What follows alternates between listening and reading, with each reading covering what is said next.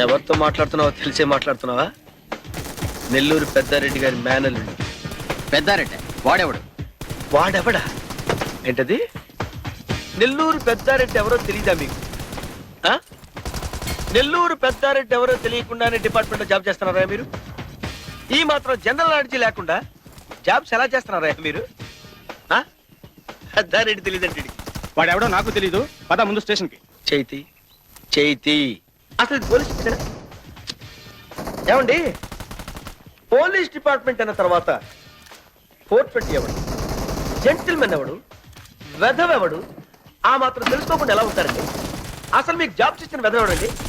మనిషి ఫేస్ చూడగానే Alsatian dog లాగా చెక్క చెక్క చెక్కమని పెట్టేయాలి.